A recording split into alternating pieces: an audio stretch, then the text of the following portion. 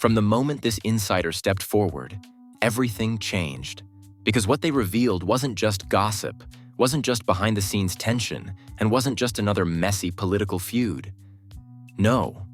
According to this whistleblower, the story surrounding Erika Kirk and the TPUSA Chief of Staff is far darker, far stranger, and far more explosive than anything the public has been told. And tonight, for the first time, those details are finally surfacing. It all began with a single message. Anonymous, cold, and shaking with urgency. "You have no idea what they were doing," it said. "And the public needs to know." At first, it sounded like nothing more than another internet exaggeration. But then more messages came, more claims, more evidence. And soon, everything the insider said began lining up with rumors that had been circling TPUSA for months. Because behind the polished events, the motivational speeches, the networking, and the picture-perfect smiles, something else was happening. Something coordinated. Something secret. And according to this TPUSA insider, Erika Kirk wasn't just involved. She was at the center of it. The Chief of Staff wasn't just aware. He was helping execute it. And the people around them weren't just silent. They were scared. The insider described late-night strategy meetings that were never logged. Conversations that were always moved off email. Locked-door sessions where the tone shifted from professional to dangerous. Plans that sounded less like political organizing and more like psychological maneuvering. And when they finally explained what Erika and the Chief of Staff were allegedly doing together, it became very clear why nobody wanted this story getting out. Because if even half of what this whistleblower revealed is true, then everything the public thought they knew about Erika and everything they assumed about the Chief of Staff was a lie carefully rehearsed and brilliantly executed. And this, right now, is the first time those lies are cracking. Long before this insider ever came forward, long before the private messages leaked, long before anyone outside the organization noticed the cracks forming behind the perfect TPUSA facade, there were whispers, quiet ones at first. Small murmurs buried inside office hallways, exchanged in glances, spoken only behind closed doors where people felt safe. Whispers that something was happening inside the organization that didn't match the image the public saw on stage. For months, people noticed strange shifts around Erika Kirk. At first, they chalked it up to normal stress. After all, TPUSA events were massive, pressure was high, reputations were on the line, and everyone operated under intense scrutiny. But then things began to change in ways that felt different, unnatural, suspect. Erika started appearing at private meetings she wasn't originally invited to. She inserted herself into conversations that didn't concern her. She made sudden decisions that contradicted the plans put in place by senior staff. And the most unsettling part? Every time someone questioned her involvement, she would respond with a smile that didn't quite reach her eyes. People inside TPUSA began saying she had access to things she shouldn't have, that she somehow obtained internal information that wasn't meant for her. "She always knows everything before anyone else," one staffer whispered. "It's like someone is feeding her intel from the top." But nobody said it out loud. Nobody wanted to risk their job. Nobody wanted to risk being on her radar. Because once you were on Erika's radar, you stayed there. But the shift didn't stop with her. Around the same time, the TPUSA Chief of Staff began acting strangely too. Once known for being structured, predictable, and focused, he suddenly became more guarded. He started pulling certain employees aside for private corrections. He locked his office door more often. He stayed late long after the building emptied. He dismissed his usual assistants and replaced them with new faces nobody recognized. People began to say that he and Erika were working on something they didn't want anyone else to know about. At first, it sounded like paranoia. But then the patterns got harder to ignore. Random staff began being reassigned to new departments without warning. Projects disappeared overnight. Access to certain internal communication channels was restricted. Suddenly, only a handful of people could view them. Regular team meetings were quietly replaced with selective gatherings that didn't appear on official schedules. And somehow, Erika was always there, always sitting close to the chief of staff, always nodding as he spoke, always watching the room with a level of intensity that made people uncomfortable. This wasn't normal collaboration. This wasn't professional alignment. This was control, and everyone felt it. In the background, tension started building like static electricity. People inside TPUSA described an emotional heaviness around Erika, like she carried a storm with her everywhere she went. She had moments of charm, moments where she seemed approachable and kind. But beneath that surface, there was something else, something colder, something calculated. Staff said she had a habit of staring at people just a little too long, as though she were silently analyzing them, filing away details for later use. Then came the late-night discussions. Erika and the chief of staff allegedly held dozens of private after-hours conversations. These weren't standard project reviews. According to the insider, the tone of these meetings was completely different. Whisper-quiet voices, rapid exchanges, tense moments that suggested fear rather than strategy. Their meetings often took place in a back office far from the main rooms, with lights dimmed and phones placed face down on the table. They didn't want anyone listening. They didn't want anyone seeing. And they definitely didn't want these conversations documented. The insider claimed that during one of these sessions, they overheard Erika saying something that made their stomach drop. "No one else can know. They won't understand what we're trying to do." Trying to do what? Why the secrecy? Why the urgency? That sentence alone sparked months of internal speculation. But it wasn't until staff noticed a repeated pattern that the real concern began. Every time Erika met with the chief of staff, something changed the next day. A policy shift, a project canceled, a new initiative created without explanation, a department head suddenly replaced. It was like their private talks were steering the entire organization, quietly, subtly, without anyone admitting who was really in control. And the strangest part? The chief of staff, normally firm and decisive, began deferring to Erika. He would glance at her before answering questions. He would pause as if waiting for her approval. He would alter decisions in real time whenever she disagreed. People in TPUSA didn't know what to make of it. Some believed Erika was simply persuasive. Others thought she had earned more influence than anyone realized. But the insider? They claimed it was deeper than that. Much deeper. They believed Erika had leverage, something she used to maintain control. Something the chief of staff didn't want exposed. The insider didn't dare ask. But the fear in the chief of staff's eyes, they said, was enough to tell them everything. And then the atmosphere in the office shifted again, this time in a way that sent chills through the entire staff. Documents started going missing. Folders disappeared from shared drives. Meeting transcripts were edited or shortened. Email chains suddenly ended mid-conversation. People began noticing that their discussions were mysteriously being referenced by individuals who were never part of them. It felt like someone was monitoring everything and feeding the information upward. Rumors spread that Erika and the chief of staff had created a private communication channel. Something off the TPUSA grid, something encrypted, something no one else could access. One employee claimed they saw them exchanging files on hard drives in the back hallway. Another swore they saw Erika leaving the office with documents that were not hers. But nobody said anything. Because by then, Erika had become untouchable, powerful, protected, and dangerously unpredictable. And when people began comparing notes with each other, quietly, privately, behind closed doors, they realized something chilling. Everyone had a different version of what Erika and the chief of staff were working on. But all the versions had one theme in common: secrecy. Layers and layers of secrecy. And that secrecy is exactly what pushed the insider to finally come forward. Because according to them, this wasn't just office politics. This wasn't just strategy. This wasn't just ambition. This was something else entirely.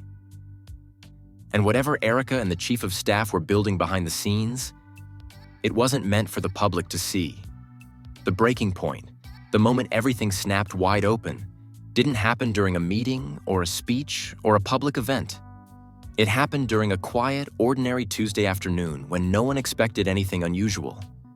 But this is exactly how real scandals erupt.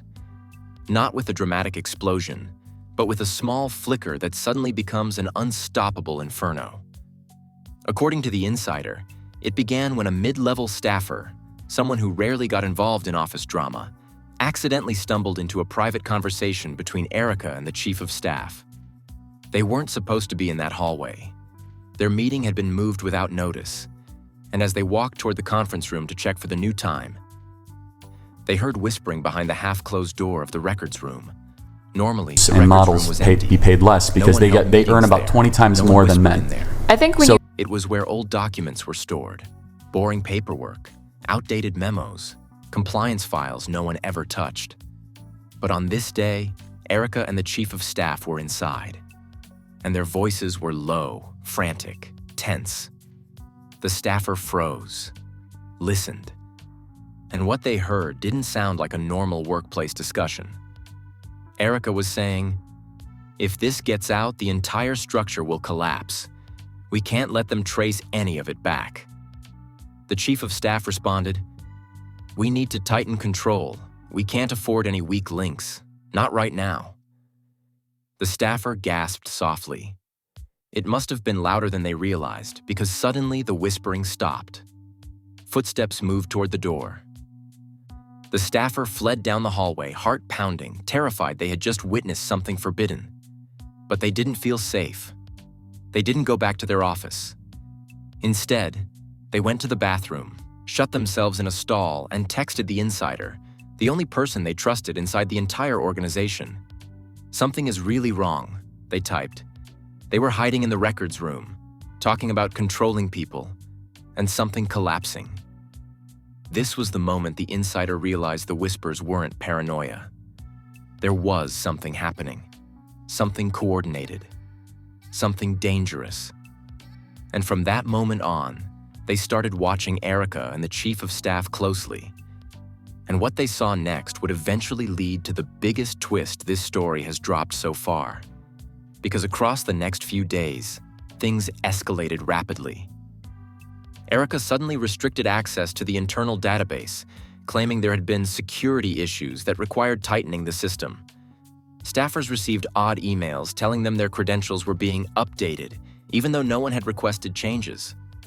Longtime employees found themselves locked out of project folders they had been managing for months. And when they approached IT for help, they were told their access had been removed, per the chief of staff's directive. At the same time, schedules began shifting again, this time more aggressively. Meetings were canceled at the last minute. Rooms were double booked. Senior staff were told certain agendas would now run through Erika before being finalized. People found themselves waiting for hours to get permission to continue tasks that used to be routine. It was like the entire workplace had been rerouted into one funnel. Whatever Erika and the chief of staff approved moved forward. Everything else slowed to a crawl.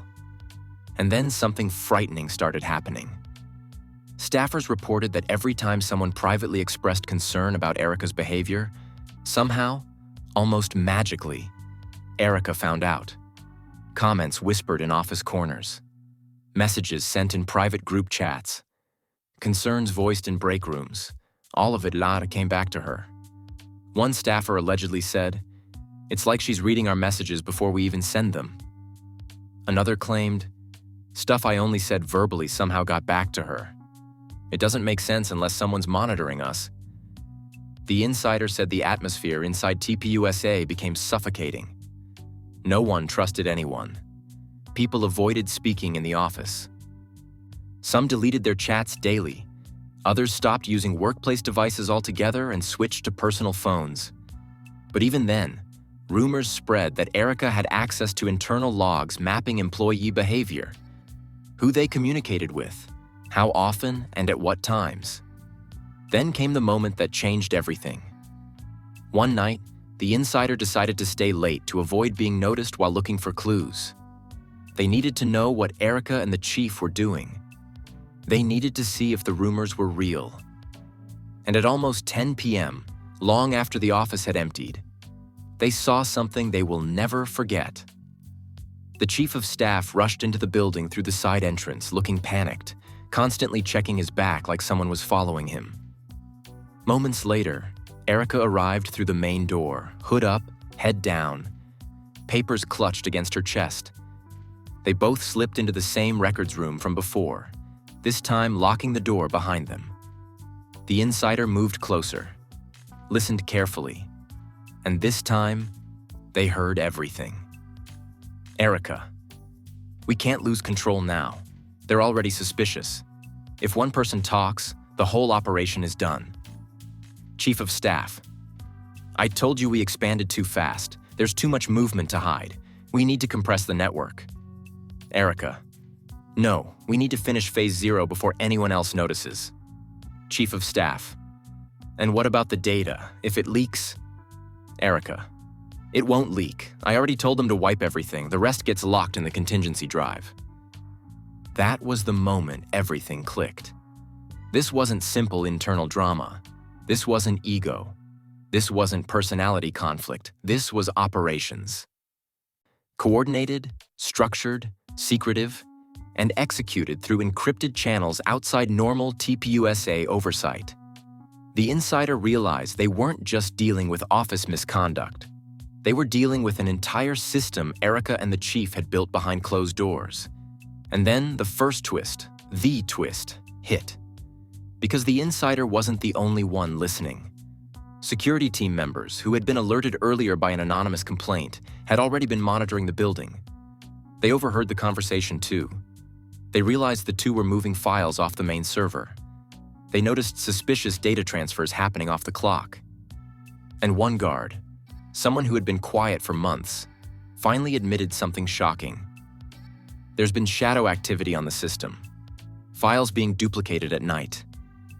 Communications happening on hidden channels. Someone's been pulling data from internal servers into an external device. An external device. A drive. A backup. A secret storage system Erika mentioned in her whisper. The contingency drive. Security froze. The insider froze. Everyone who heard this froze. This wasn't paranoia. This wasn't exaggeration. This wasn't suspicion. This was a digital operation, one that had been running for months right under TPUSA's nose. And then came the final blow. Security pulled a silent alarm.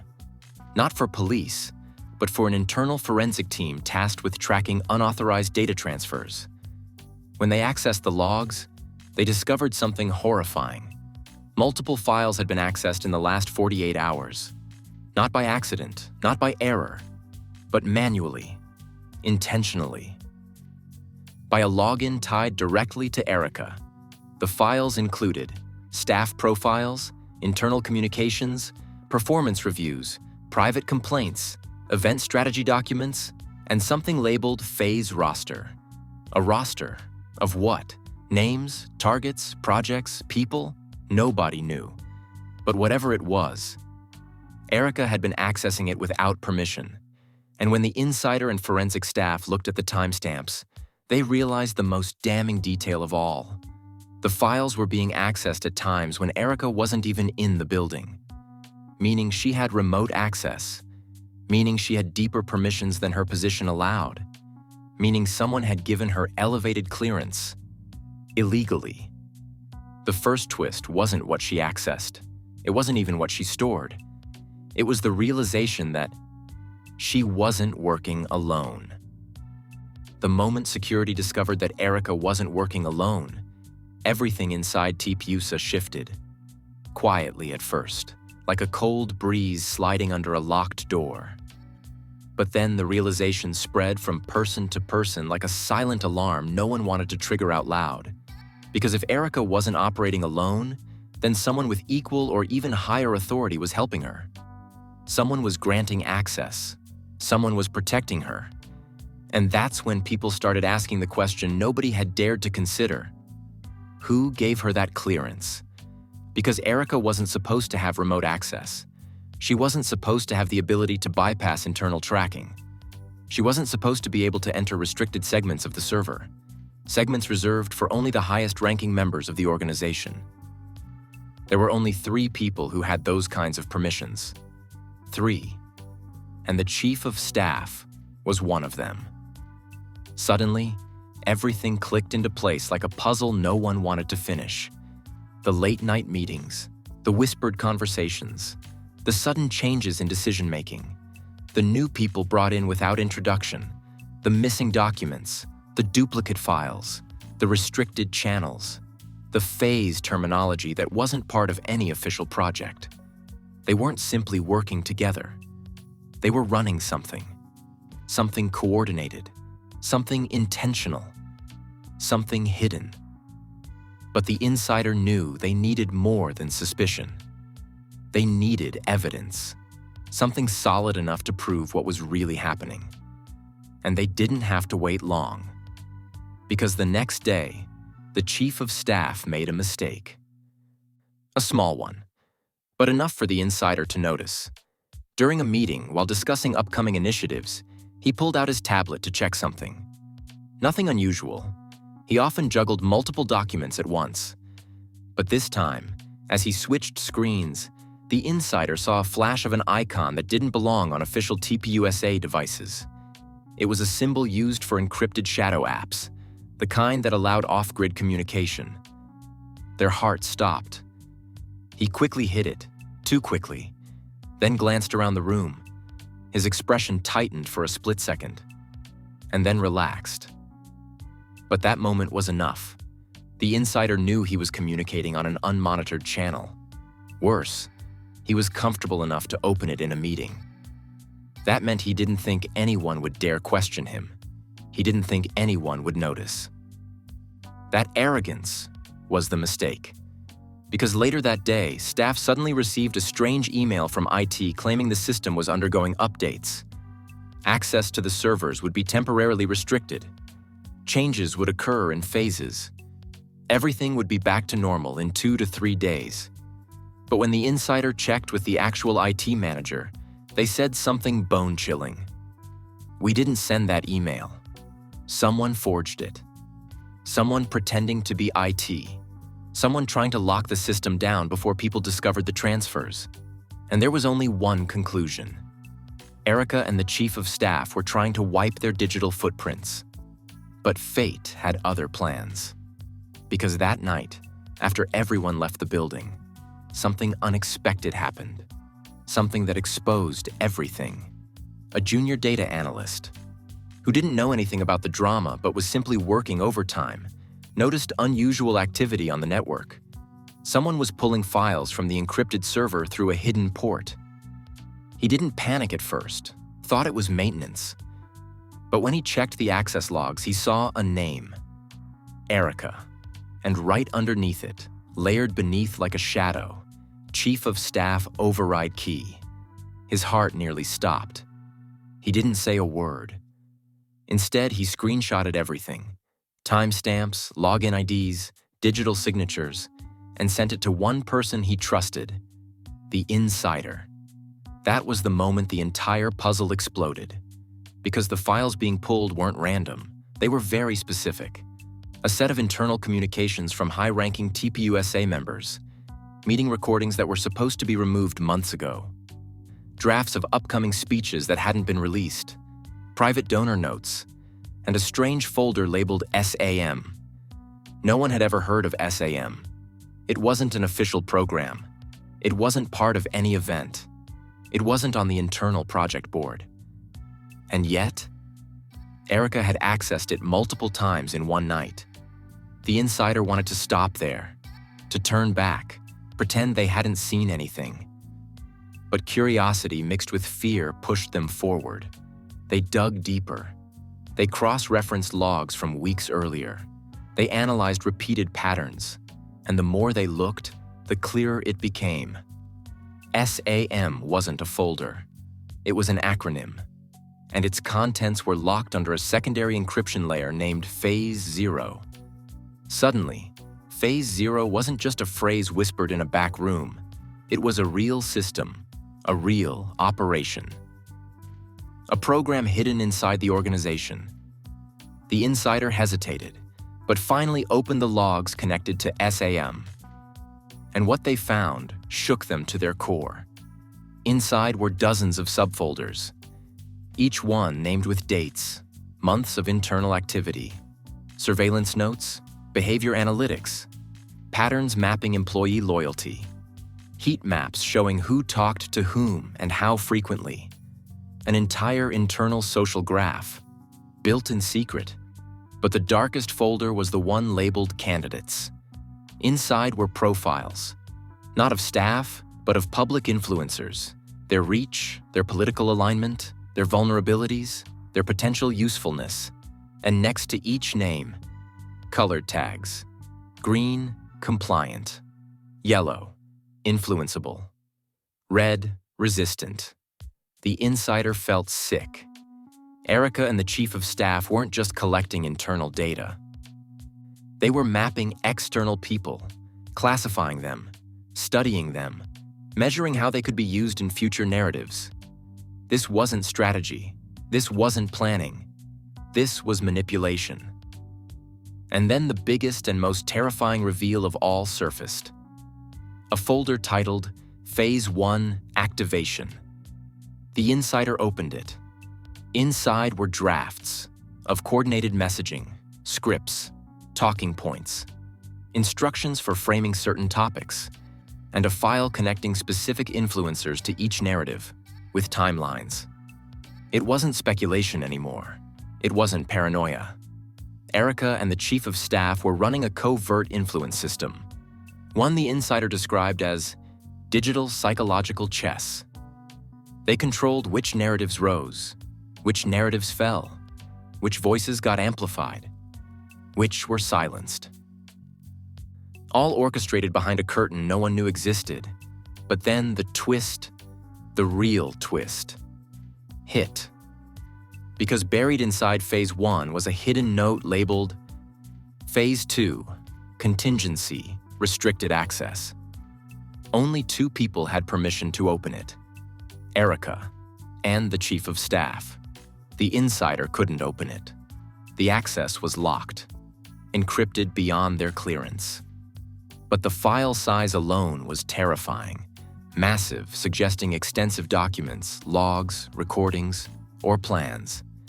And at the bottom of the folder list was one final item. If detected, initiate SAM protocol.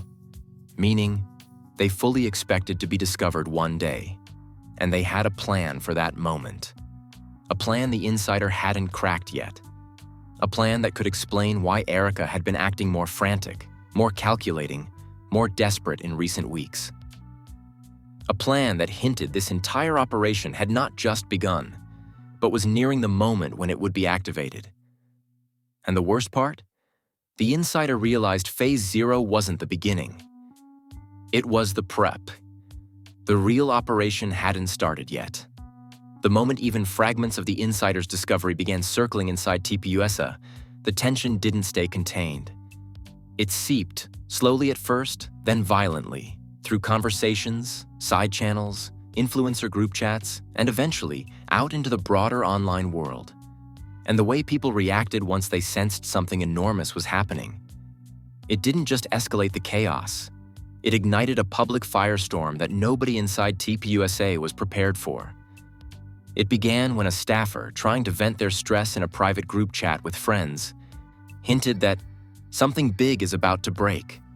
They didn't mention names, they didn't reference files, but they said just enough. People are doing things they shouldn't be doing, and higher-ups know. For their friends to screenshot the message and share it in another chat.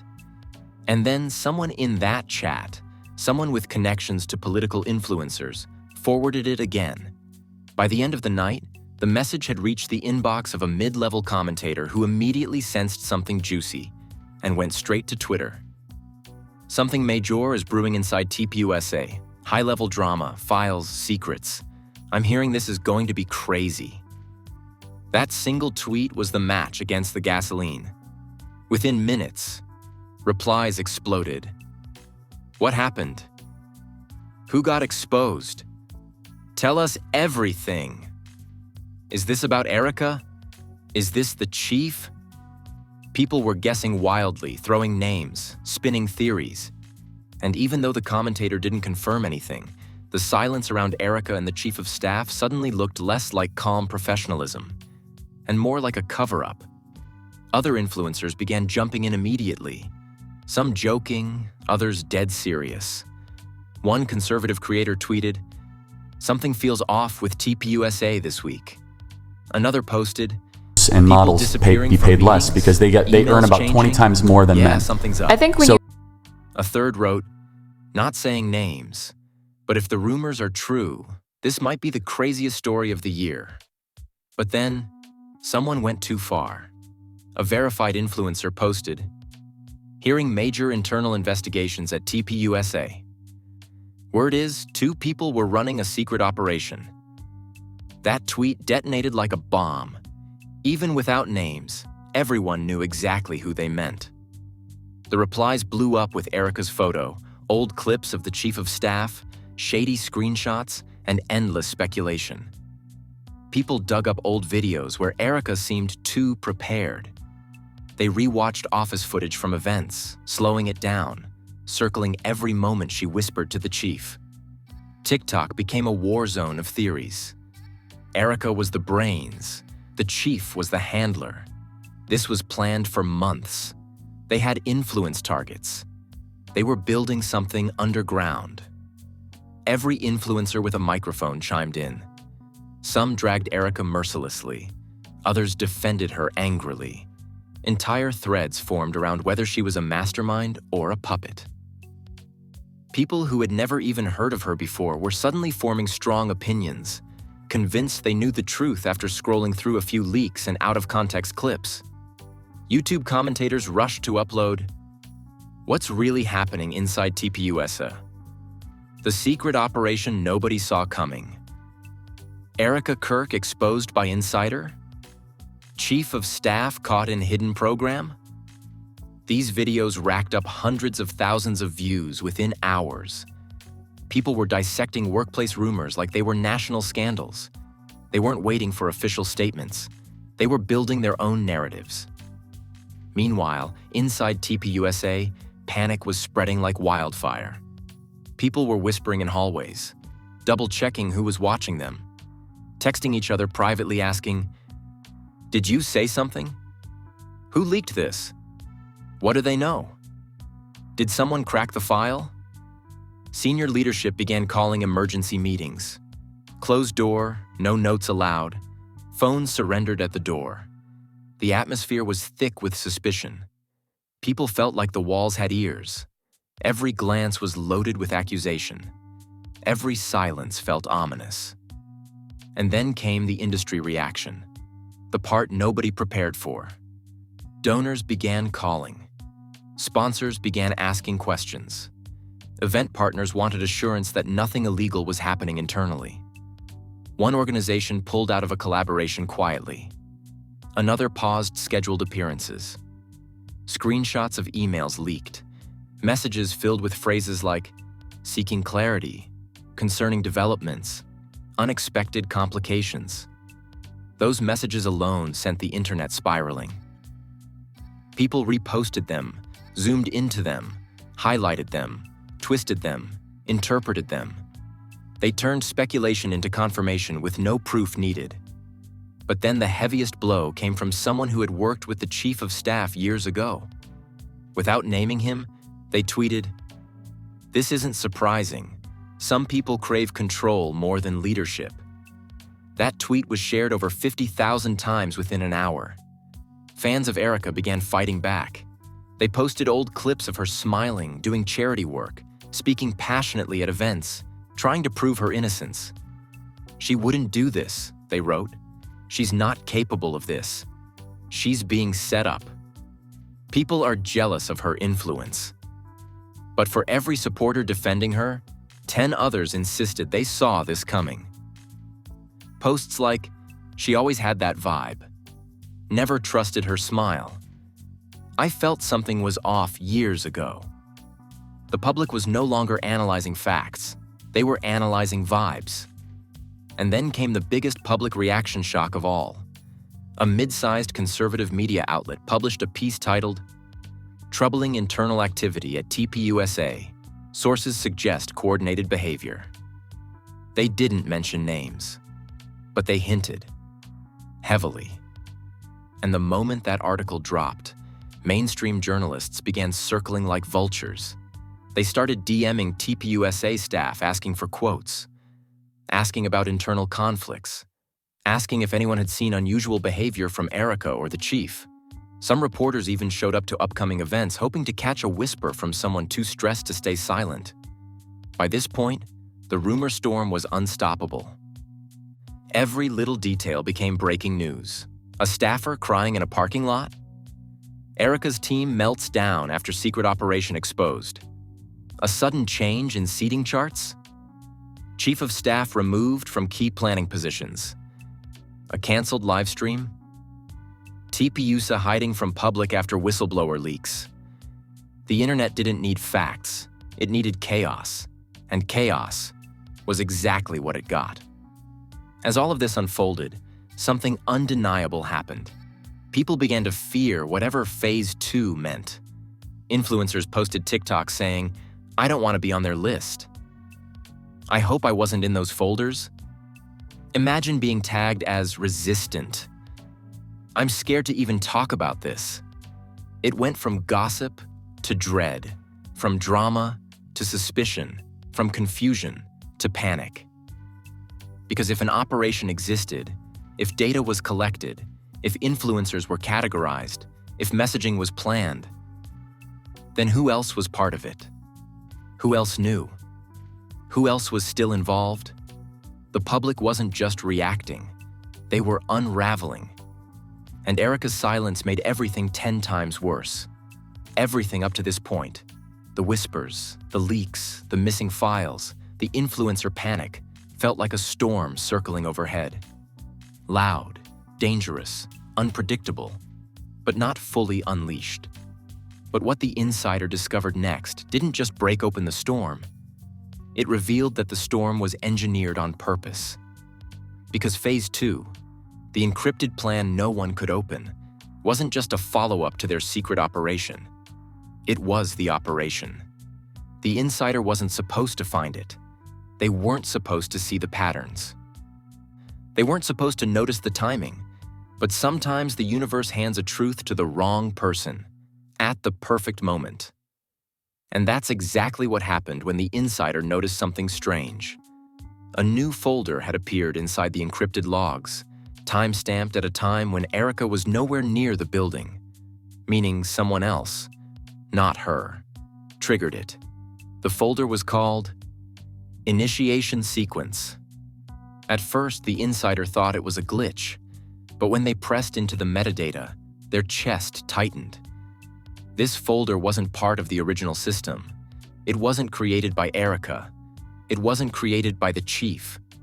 It had been auto-generated by the system itself, activated only when certain conditions were met. A failsafe they never expected to trigger this soon. Inside the folder was a set of instructions titled Phase 2, Proxy Activation. The insider's hands shook as they scrolled. The file explained that if Erika or the chief were compromised, if the operation was detected, interrupted, or threatened, the system would automatically initiate Phase 2 using proxy channels. In simpler terms, if they were caught, the operation wouldn't stop. It would switch leaders.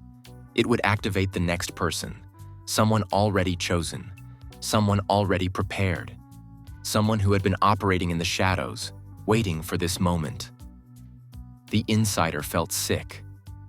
Who was the proxy? Who else had been trained? Who else had been part of this operation from the beginning, without anyone realizing? Their heart pounded as they scrolled further. Phase 2 wasn't cleanup. It wasn't damage control. It was escalation. The plan included coordinated messaging, timed releases, influence amplification, targeted narratives. Everything Phase 0 prepared for. Everything Phase 1 tested. Everything the public would never see coming. And then the insider saw a list of initials. Dozens of them. No full names. Just coded identifiers and role descriptions. Influence relays. Narrative anchors. Signal amplifiers. Decoy distributors. Data swimmers. This wasn't just two people. This was a network. And Erika and the chief were only the visible parts. The insider wanted to stop. Their body was shaking. But they kept scrolling. And that's when they found it. A file labeled proxy activated. Activated. Meaning someone had already taken over. Already begun. Already started pushing the next phase. The insider double-clicked the file. Expecting a name, expecting a photo, expecting something clear. But instead, it was a recording. Audio only. And the first voice wasn't Erika, and it wasn't the chief. It was someone else entirely. Calm, controlled, confident, like they had been waiting for this moment for months. They said, Phase 1 was always temporary. They were never built to withstand exposure. We move forward. No delays. The insider's breath caught. This person wasn't panicked, wasn't stressed, wasn't surprised by the collapse. They were prepared. Then a second voice chimed in. Someone the insider recognized instantly. The chief of staff. But his tone was different. No stress, no fear, no urgency. Just obedience. As ordered, he said. The insider's knees nearly buckled. The chief wasn't the mastermind. He wasn't the controller. He wasn't the architect. He was following someone else. Someone higher. Someone hidden. Someone who had stayed invisible while Erika took all the heat. The insider listened in frozen horror as the unknown voice continued. We proceed as planned.